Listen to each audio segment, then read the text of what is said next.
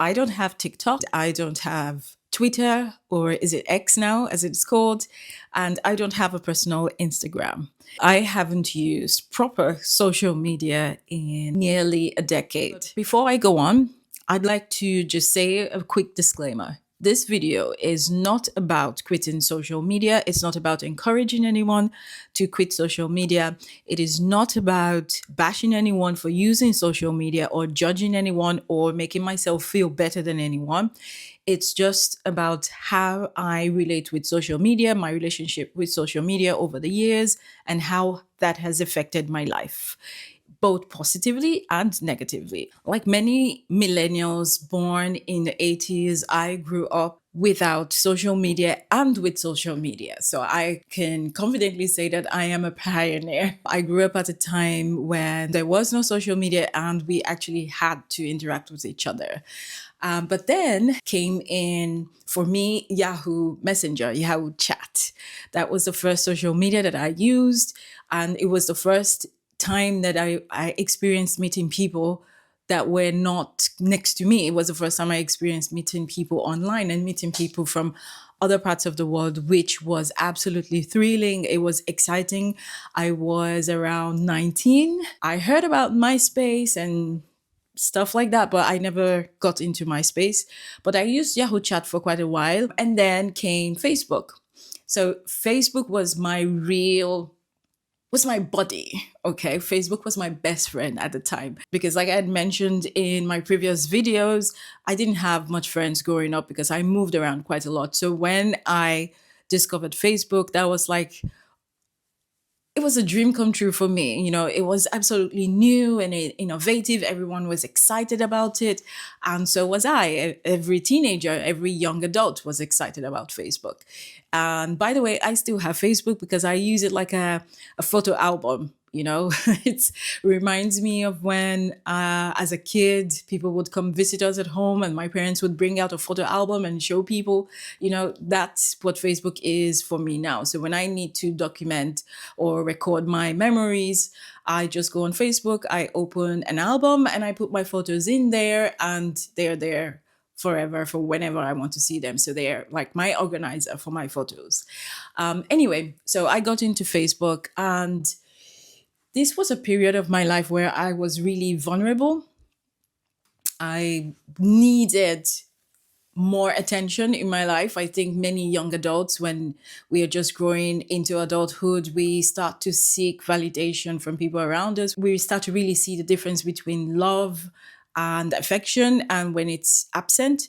And I think that because I was doing so well at school and I seemed to have a good head on top of my shoulders, my parents weren't really bothered about me that much. And so they were taking care of other family members much more than they were of me, because I guess to them I was doing okay, I was doing fine, which I was, however, not emotionally, not when it comes to getting attention. And so I got my attention from Facebook. It was such that every day I had to post something on Facebook, and it would just be mundane things like, oh, I feel good today, or I feel sad today, those kinds of messages that it's because you want people to respond to them, because you want to feel good about yourself.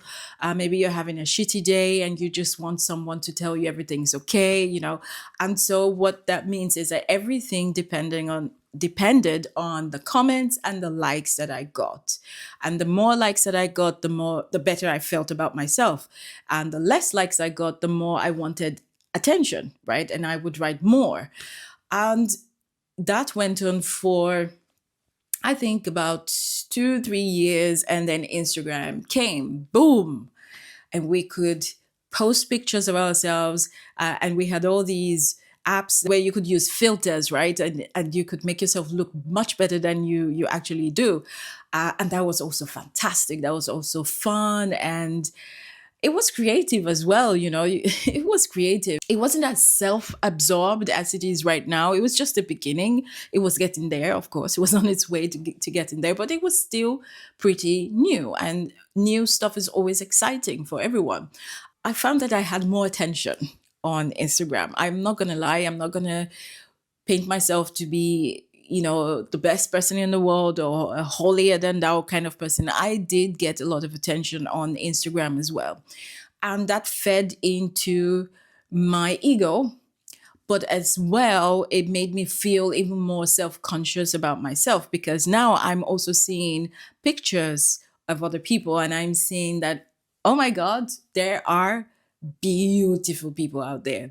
I mean, drop dead gorgeous people that I didn't think that I looked like. And I didn't think that my beauty could stand up to theirs. And so I became very self conscious of myself. I became very self conscious of my body, my differences, obviously.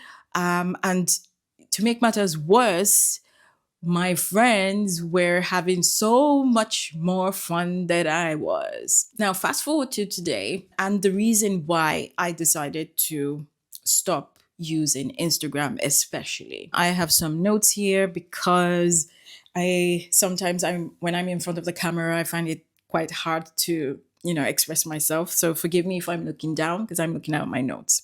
So the first reason is that I felt that I had to conform to society. So social media had started blowing up, and the idea of influencing, even though it wasn't called influencing at the time, but it had begun because now you were exposed. I was exposed. People were exposed to so many visuals from all over the world. And whatever was trending at the time, everybody wanted to be like that, or everybody wanted to have that kind of life. And you would want to emulate what you saw because it all looked glamorous, it all looked fabulous, it all looked perfect, right? And who doesn't want fabulous? Who doesn't want perfect? I wanted to be perfect. I still do. Although I know that perfection is almost unattainable most of the time, but yeah, we can still dream. Anyway, so I felt very strongly that I had to confirm. And this led to, the feeling of missing out, FOMO, and also to anxiety. I think I had lots of anxiety because I felt that I fell short of the standards that I was seeing out there. And that was getting really, really toxic. The next thing was the performative nature of social media nowadays. And for my personality, which by the way, someone wrote on one of my videos that I should check my personality, I should go do a personality check. And I did.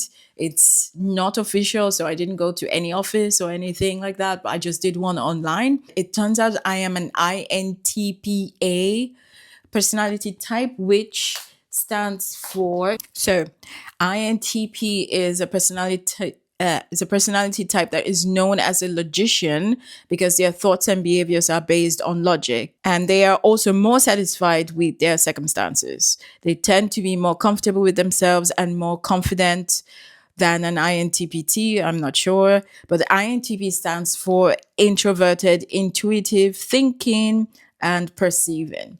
And I understand my personality from this. I agree with most of the descriptions that we're giving.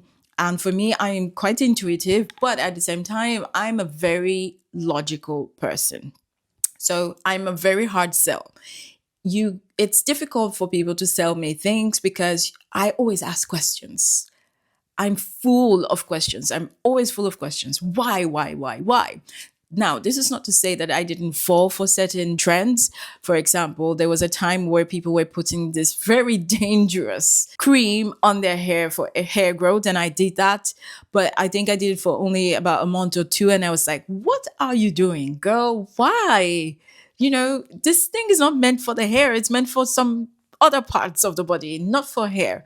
And I found myself, still following that. So it's not like I'm completely immune to other people or to people's persuasiveness. I'm not completely immune. I can still fall, and I do still fall sometimes, but I'm able to catch myself. And I think it's perhaps because of this personality type. So just in case you are wondering, if you want to know about your personality type, you could take one of the Myers-Briggs personality tests, I think they're called, and you can find out what you are. It's fun, actually. It's quite fun to read the descriptions.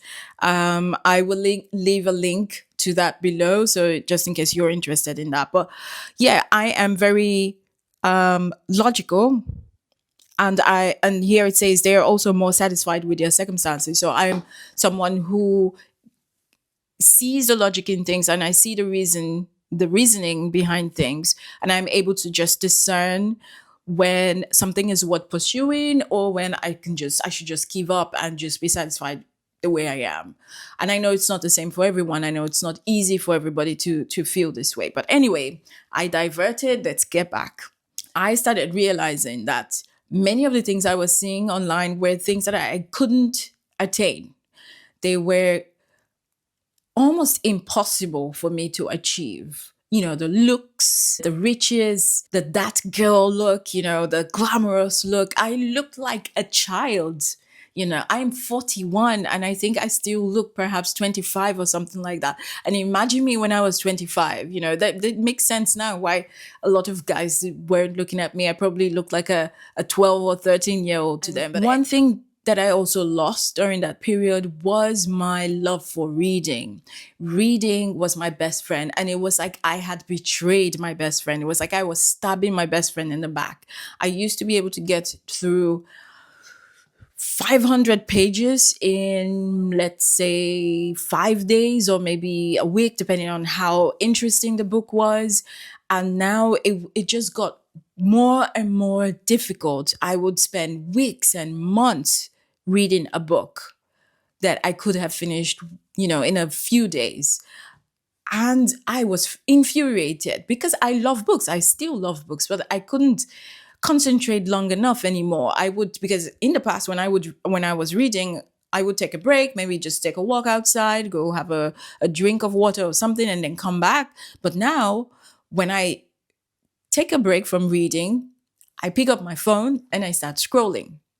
And I start scrolling and scrolling, and I lose time, and I'm like, I have to do something else. I have to make dinner, or I have to go off to work, or I have a project I have to do. And so that felt like a betrayal to my best friend who was there for me when nobody else was. When I was a child, books were my safe haven. Books were the places where I escaped into, and they were the characters in the books kept me company. They were my friends, for as long as the books would last. And so my inability to read, it's not like I can't read, but that inability to want to read anymore was taken away from me by social media. And I wanted it back. I really wanted it back. By the way, if you're enjoying this video and you would like to be part of this community where we talk about life and living more in the present, please consider subscribing, give the video a thumbs up, and leave me a comment and let me know what you think. Once I realized that I was comparing myself too much, too often, I was feeling down. Sometimes I was feeling lonely, or even lonelier. I was feeling very anxious. And I think this was beginning to affect my mental health, my confidence in myself, my confidence in my abilities. I made a decision. I asked myself, why? Why are you wasting your time doom scrolling like this? Why are you letting your brain rot? You are a lover of knowledge. You love, not just like, you adore learning. You find learning to be the ultimate goal of life. And that's true. I think that learning is the ultimate goal of life. I feel like once you stop learning, you stop living. And so I stopped learning because now I'm watching these funny videos that take up all of your time. That nowadays they're just like 10-second videos, even less. And you just keep going to the next one, to the next one, to the next one. And it wasn't doing anything for me anymore, to be honest. I started feeling physically sick. Like I would feel nauseous, I would feel dizzy, and I just wanted to get up and go away. But then I'd feel like I needed to grab my phone again, like I was missing something. And I know that I wasn't missing anything, that the logical part of my brain was telling me I wasn't missing anything. Once I asked myself these pertinent questions, like, why are you doing this? What is it giving you? What are you getting from it? what is the positive that you're getting from it. Now, this is one of the things that I do. I always weigh pros versus cons. So I thought about what were the benefits I was getting from social media. Maybe exposure. What exposure? I don't know. But yeah, exposure. Maybe a creative outlet, maybe a possibility, perhaps, possibility to get found. I don't know by whom. But anyway, yeah. I knew that I'm not a good marketer. I'm not a good salesperson. So I knew I wasn't going to be selling anything. Because I can't sell anything that I don't use. I can't sell anything that I'm not convinced of, or anything that I don't believe in. I just can't be. I have to be myself all the time. I can't perform to save my life. I can't perform. So I knew that wasn't something I was going to do. I was able to get some information, but to be honest, information on social media comes in tiny tidbits. It's like having an appetizer, or maybe eating nuts or chips or crisps. You take the first one and you're like, oh, that's so good. That's nice. And you take the next one and then the next one. It's never satisfying. It never satisfies you. Before you know it, the bag's empty and everything's gone. And that's how I feel that social media was serving information to me. And being a voracious reader, a voracious seeker of information, it just wasn't satisfying me. I need big chunks. I need bigger chunks of information. I need in-depth information. And I'm like a dog with a rag. And I just go at it and go at it and go at it until I get to the bottom of it, So I just knew it wasn't doing it for me. It's the same thing with fashion. When it comes to fashion, or I know what I like and I go for it, and that's it. I don't follow trends. I just follow what my body likes, what I like, what I feel that I look great in, and that's just it for me. And so I decided to stop with Instagram, and I just stopped. That's something else for me. I just stopped. If I'm an all or nothing person, once I make a decision, there's no turning back. Now, temptation does exist. I can get tempted. Each time I open my Instagram, I will just maybe looking in particular for messages that my friends or family may have sent me, or perhaps just looking for something very specific, and then boom, I would put it off. So I left it on my phone, Instagram on my phone, for a very long time. And I just decided one day, I'm not using it. I'm just going to delete it. And that's how Instagram left my life. Now, TikTok, I did download TikTok. I tried to use TikTok, but it was just a completely different world for me. Maybe I'm too old for that, or maybe I'm just too unsophisticated for that, but it just wasn't for me. And I just can't. I couldn't. I tried, but I couldn't. It wasn't for me. So it was very easy to let go of TikTok, to delete TikTok. Now, when it comes to Twitter, I did try using Twitter as well, but I felt like it was futile. I just didn't see the use of it. The bickering and the utter disrespect that people had for each other there. It was like the cloak just came off, or a mask came on when people were, got on Twitter, and everyone was just going at each other. And that's just not the kind of person I am. I don't like confrontation. I don't like crowds. So when I go on Twitter and people are just tweeting back and forth, I'm just like, oh, no. Too much information going on here. Too much conversations. Too many people. I'm out of here. Okay? So that's the introverted part of me. And I guess that's also another reason why it was easier for me to let go of these social media sites, and why I have not been really interested in joining anything new, because it's all about what am I going to get from it? Because I know that social media is designed in such a way to get you on it because you are the customer, because they want something from you, and that is your attention and your money nowadays. Your attention and your money. And I'm not about to just throw my money away. I've done that before. I regretted it, and I'm not going to repeat my mistakes. This is one of my mantras in life. Do not repeat your mistakes. Let's talk about how deleting social media has changed my life. So I feel like I have more control over what I do. I'm more present in the decisions that I make. I'm less indecisive. I don't have so many options. So I don't need to go through, I don't need to overthink my decisions. I can just weigh my options, the few options that I've decided to go on, and just go for it. It freed up more time for me to do the things that I actually love. So I got back into reading. I'm reading a great book now.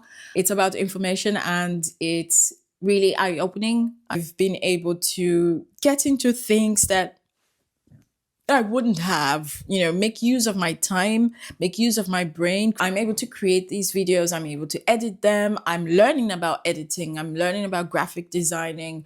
I'm learning about photography, videography. I'm also learning more about the places that I visit and how to present these places in my videos. I've started learning a language as well, Spanish. I'm not very good at it yet. It's still just at the beginning, but I'm learning Spanish and I'm also improving my bicycling skills because my intention, my goal is to be able to ride my own motorcycle by next year. By 2026, I want to have a motorcycle license so that I can start riding by myself.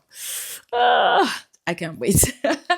Okay, so I also come up with recipes. I cook for my family. I have time to do that. I can sew. I fix up my clothes, my husband's clothes, my son's clothes when they're, torn here or there and they can still be repaired. I fix them up. So I have freed up time to do things that actually matter, to live in this world rather than in a virtual world, to live for myself and the people that I love rather than imagining what my life could have been because I see this influencer making so much money and driving the latest, fancy cars and, their fancy houses. I don't need to compare myself. And I also now know who are my real friends, people who are really there for me because it was so easy. It's so easy to just leave a comment on someone's photo or just say happy birthday once a year or Merry Christmas once a year. But then when it comes down to real communication, I found out that I was making more of the effort. And so I stopped. They didn't communicate. And that's it. That's better. I feel much lighter. Okay. I don't have to force myself to communicate with anyone who doesn't want to communicate with me. So that's absolutely fine. It has also made me see people for who they are and not what they present themselves to be. When I meet people, I don't think about what their lives might be on Instagram, on any other social media sites. I just meet them. I know who they are. I want to get to know who they are. And I just have fun with the person right there, right then. I'm not inclined all the time to take a photo for posterity's sake. I don't feel that urge to document every second of my life anymore, which I used to before. It was almost like a taboo to leave the house without taking a picture and posting it on Instagram or on Facebook. The only time I pick up a camera nowadays is when something really, really special is happening or when I'm on holiday and I'm making a video for my travel blog. But that's it. I'm not trying to impress anyone anymore and I'm not letting anyone influence me. So this word for me right now has a negative connotation. When I hear influencer, I feel like someone who is trying to trick you into doing something or buying something or being something that you are not. That's how I see the word. I just hear influence and I have a negative connotation to it. And so when I was looking for a name for my channel, for this channel, I wanted an adjective that started with the first letter of my name, for Isabella.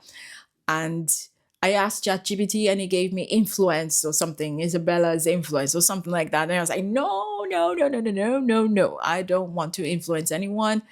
And we came up with inspired by Isabella. And I was like, inspire. For me, inspire calls motivation into mind. And that's what I want to do. I want to motivate people to to live a more fulfilling present life. Live it the best way that you can without outside influence.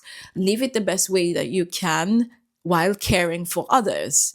That's what I want to motivate people to do. I don't want to influence anyone to do anything or to be anything that they are not. I just want to motivate you to be the best version of yourself. We do need social media. I don't think that social media is all bad. I don't feel that way at all. I'm not like, oh, everyone just quit social media. We have to ban social media. No, I'm not for that. I think it is progress in the right direction. But I believe that the way it is being used in the society today, it is being used as a tool to enslave our minds. Some people do it knowingly, others do it unknowingly, unwittingly. However, I think that many of the people who use social media know what they're doing, they know that they're profiting off of it, and they don't care. They don't give a shit.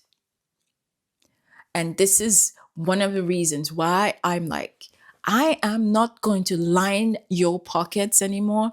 I refuse to be a contributor to something that is leading to the degeneration of the society mentally, the environment as well, because so much purchases is leading to so much waste because there's just so much purchasing going on. I'm sorry if you are an entrepreneur, if you have a small business, I know that social media is important for you. If I had to look up a new restaurant, I would still go to their social media pages. I do not see social media as completely bad in of itself. I think it's a good thing. I think it's a positive development in the society, but I feel like evil has taken over a huge part of social media. Now, how do I use social media nowadays? Like I had mentioned before, I just use social media for my blog.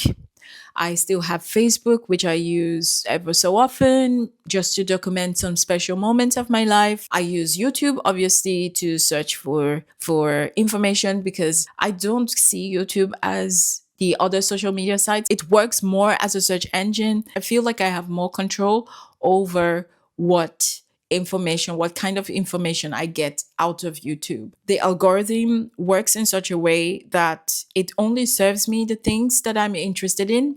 And I know that I can search for other things and actually find them. When I get that information, I only look at long form videos. I do open one or two shorts here and there, but I mostly watch long form videos. And once I get what I need, maybe from 2, 3 videos, I just get off that and go do other things. And so I'm able to control my use of social media better this way. I know that it's not going to be easy for everyone. I know that it is not easy to fill up time when you're doing nothing, when you are just relaxing, but I would suggest that you do something else to fill up that time. Maybe go out for a walk, go bicycling, take a bicycle, ride a bicycle somewhere, read something, maybe create videos yourself, create art, join a club, join a dance club, go dancing, go for a Zumba class, learn a language, learn how to do stuff with your hands, learn how to paint, just learn stuff. Keep your brain active. And then once in a while, you can just open up your Instagram, look for what you're looking for, and get out of there. I feel like it's like a drug. If you just cut it out, it doesn't deal with the root of the matter. You need to get to the root of the matter. You need to think about why you are using it. What is social media replacing in your life? What hole is social media filling up in your life? And tackle that issue before deciding to delete or just let go of it. So I'd like to know, what do you guys think?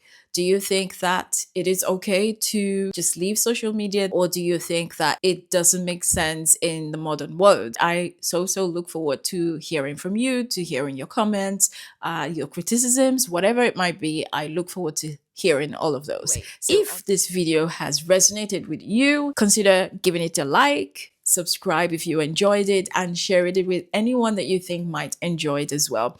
If you have any questions, I'm more than happy to answer them. And until the next video, ciao, ciao.